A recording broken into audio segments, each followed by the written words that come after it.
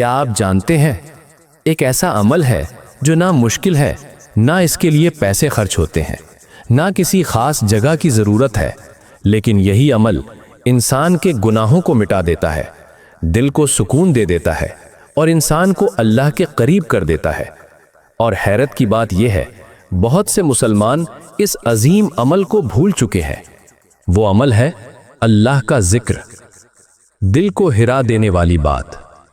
رسول اللہ صلی اللہ علیہ وسلم نے فرمایا، جو شخص اپنے رب کا ذکر کرتا ہے اور جو ذکر نہیں کرتا، ان دونوں کی مثال زندہ اور مردہ کی طرح ہے۔ سوچئے، اگر ہماری زندگی میں اللہ کا ذکر نہیں تو ہم چلتے پھرتے انسان تو ہیں لیکن روحانی طور پر مردہ ہیں۔ اللہ کا عظیم وعدہ۔ اللہ تعالیٰ قرآن میں فرماتے ہیں، فَاذْكُرُونِي أَذْكُرْكُمْ، تم میرا ذکر کرو میں تمہیں یاد رکھوں گا۔ ذرا تصور کریں، اگر زمین کا کوئی بادشاہ کسی عام انسان کو یاد کر لے تو وہ انسان کتنی بڑی خوشی محسوس کرتا ہے۔ لیکن یہاں بات کائنات کے بادشاہ کی ہے۔ وہ رب کہتا ہے، تم مجھے یاد کرو میں تمہیں یاد رکھوں گا۔ اس سے بڑی عزت کیا ہو سکتی ہے؟ اللہ کا حکم۔ اللہ تعالیٰ فرماتے ہیں، یا ایھا الذین آمنوا اذکروا اللہ ذکرا کثیرا، اے ایمان والو اللہ کو کثرت سے یاد کرو۔ یعنی صرف مشکل وقت میں نہیں، صرف نماز کے وقت نہیں، بلکہ چلتے ہوئے، گاڑی چلاتے ہوئے، کام کرتے ہوئے اور سوتے جاگتے بھی اللہ کو یاد کرو۔ ذکر کرنے والوں کے لیے عظیم انعام۔ قرآن کہتا ہے، وَالذَّاكِرِينَ اللَّهَ كَثِيرًا وَالذَّاكِرَاتِ، جو مرد اور عورتیں اللہ کا کثرت سے ذکر کرتے ہیں، اللہ نے ان کے لیے کیا رکھا ہے؟ مغفرت اور بہت بڑا اجر، یعنی ان کے گناہ معاف اور جنت میں بلند درجات۔ سب سے بہترین عمل۔ رسول اللہ صلی اللہ علیہ وسلم نے صحابہ رضی اللہ عنہ سے فرمایا، کیا میں تمہیں ایسا عمل نہ بتاؤں جو تمہارے رب کے نزدیک سب سے بہترین ہے، جو تمہارے درجات کو بلند کرتا ہے اور سونا چاندی خرچ کرنے سے بھی بہتر ہے؟ صحابہ نے کہا، یا رسول اللہ ضرور بتائیں۔ آپ صلی اللہ علیہ وسلم نے فرمایا، اللہ کا ذکر۔ سوچئے، ایک طرف دنیا کی دولت اور دوسری طرف صرف چند الفاظ، سبحان اللہ، الحمدللہ، اللہ اکبر، اور اللہ کے نزدیک یہ زیادہ قیمتی ہے۔ اللہ کی خاص قربت۔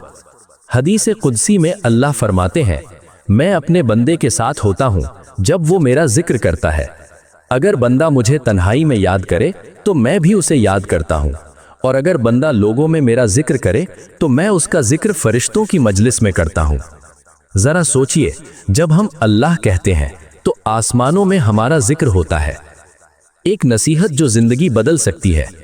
ایک صحابی نے رسول اللہ صلی اللہ علیہ وسلم سے کہا، یا رسول اللہ، اسلام کے احکام بہت زیادہ ہیں، مجھے کوئی ایسا عمل بتائیں جسے میں مضبوطی سے پکڑ لوں۔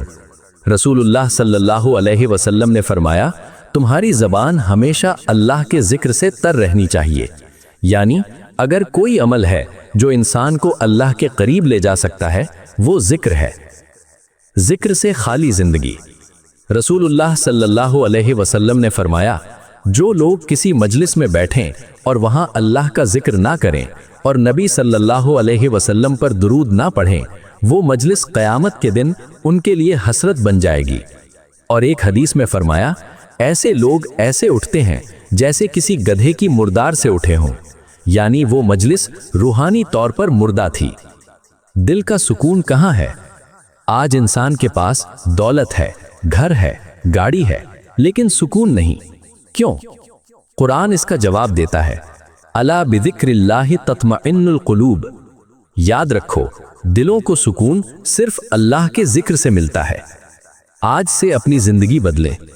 آج سے ایک چھوٹا سا عہد کریں، روزانہ پڑھیں سبحان اللہ، الحمدللہ، اللہ اکبر، استغفر اللہ، درود شریف۔ یہ چند الفاظ قیامت کے دن ہمارے لیے نور بن جائیں گے۔ جب انسان قبر میں جاتا ہے تو اس کے ساتھ نہ اس کی دولت جاتی ہے، نہ اس کی شہرت، صرف اس کے اعمال جاتے ہیں۔